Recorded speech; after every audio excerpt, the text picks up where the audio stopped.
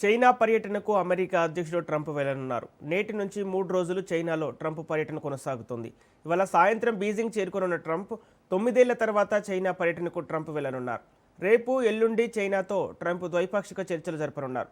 China అధ్యక్షుడు జిన్పింగ్తో సమావేశం కానున్న ట్రంప్ ఇరాన్, రష్యా అంశాలపై కీలక చర్చలు జరగనున్నాయి.